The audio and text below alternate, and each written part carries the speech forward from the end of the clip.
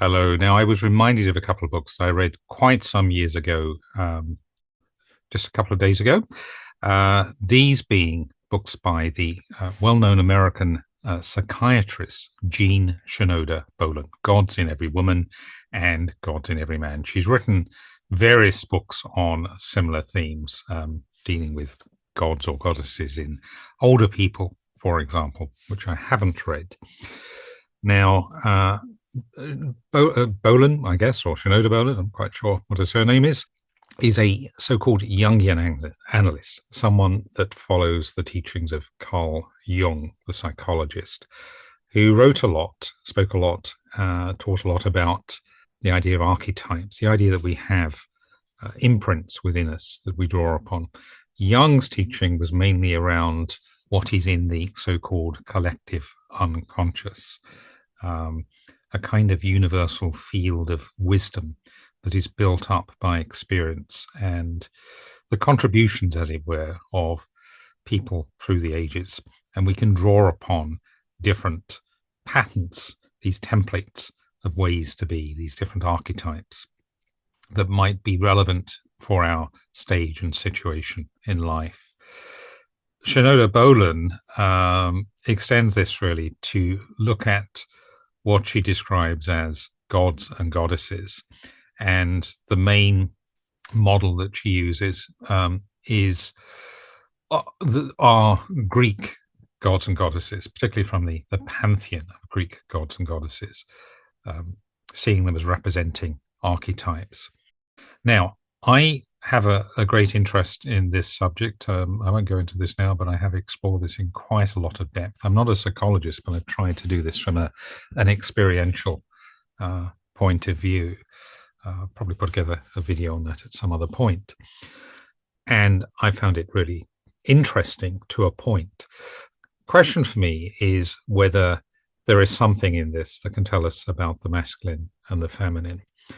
I would say right up front that I do not agree with most of Shinoda Bolen's conclusions. I'm not a psychiatrist, but I have actually studied the classics quite a lot.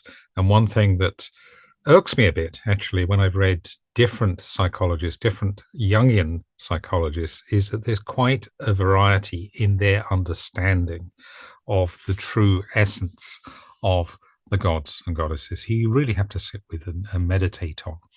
So, for example, if you just described Aphrodite as being promiscuous or Dionysus as someone that likes carousing and drinking all the time, you would really miss the point of what those two are about. There are a lot of common misconceptions. Psychologists in the main, I mean, some will have studied the classics, are psychologists or psychiatrists. They are not classicists and probably haven't necessarily sat and meditated on the gods a lot. So there's number one problem. Have they got an accurate picture? Number two for me, which I particularly dislike in Shinoda Bolen's work, I have to say, is the idea that we can be boxed, that we conform to a particular type, if you like, to a particular archetype. Now, in some cases, that may be the case. You may be able to analyze someone as being an Apollo type, for example, and demonstrating certain attributes and qualities. However, it is for me usually very simplistic to do that. Hopefully, most psychiatrists and analysts would not be quite so rigid in their analysis. But if you read these books, and were to take them as being like prescriptions, essentially, which category do I fit in? Which box do I fit in? I think you could make a big mistake. I never liked the idea that we can be boxed anyway. I think we can draw on different qualities, different archetypes, not necessarily just at different times in our lives, but actually at the same time as well. So that's something I have something of a reservation against. She claims, I'm sure she has, spent thousands of hours in the therapy room. But I think even so, if you've got a theory in your mind and you try and plug people into that and you stick with that theory and you try and justify it, you could be going down the wrong road. Next, for me, is whether these represent masculine and feminine archetypes, and if so, whether they should apply primarily to, respectively, men and women. If you watched other videos on my channel, you'll know my simple answer to that is a categorical no, and especially if you're someone like me who is gender fluid. But I don't believe that anyway. I don't believe, actually, that the goddesses in the Greek pantheon, and by the same token, you could look at the consorts, the feminine deities, let's say, in some of the Hindu teaching, and gods there as well, are necessarily representatives of feminine and masculine. They may be, I haven't quite got to the bottom of that, and there may be some archetypes which are specific, or can be seen as being specific to men or women, but very few, in my view. That, if you're a woman, then just look at the feminine deities as your models, as your templates, as your archetypes to draw upon. I really personally do not believe that that is the case. And in some cases, they can conform to pretty dated and, in my view, poor stereotypes. So the goddess Hestia, for example, who in Greek mythology stays on Mount Olympus and keeps the hearth burning. She is the one that is kind of the homemaker.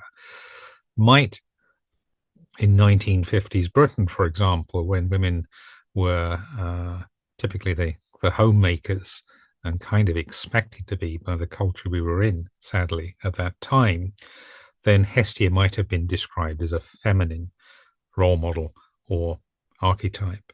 I really don't think that that can hold these days, or should do, personally.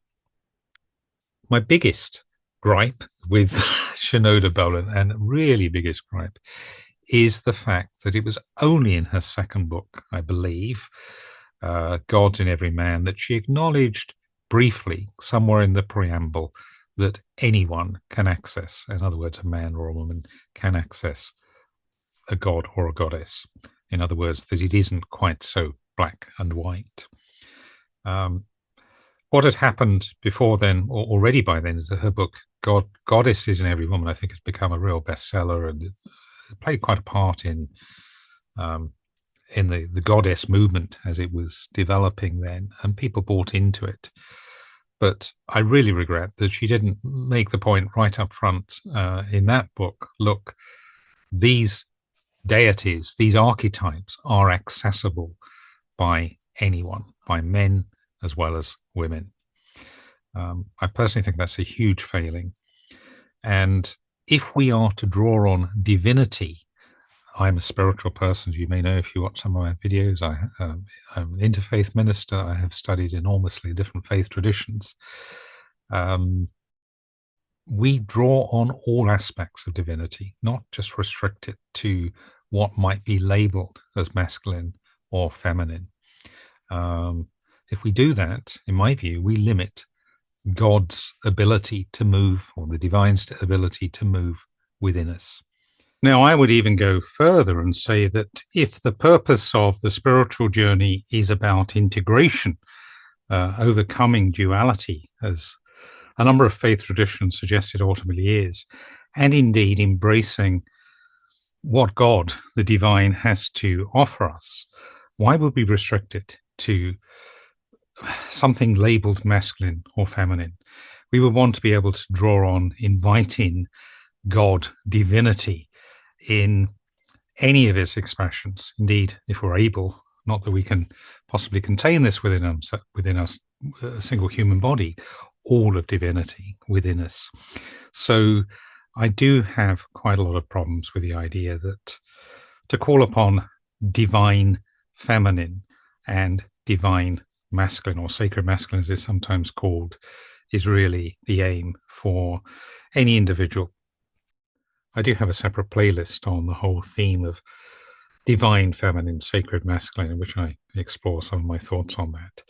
But generally speaking, let us just invite God and not put labels or divinity, whatever expressions whatever gifts or resources, if you like, offerings, grace is beneficial to us in the moment, and not put labels around masculine and feminine, or just focus our attention on just one aspect of divinity in the shape of a deity, or one of the Greek gods or one of the Hindu gods, whatever.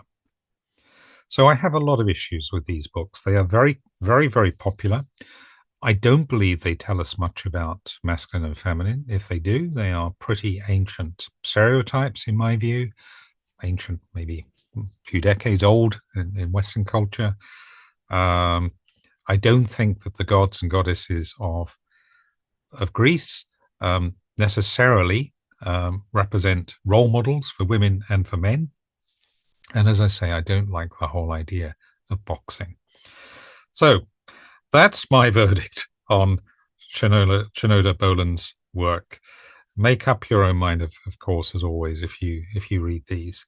But I would say, while they're interesting to learn about the gods and to see perhaps what aspects of divinity we might draw upon, the whole variety, generally speaking, steer away from trying to box yourself into one aspect, and to quite narrowly, in my view, restrict these to ideas of what is masculine and what is feminine.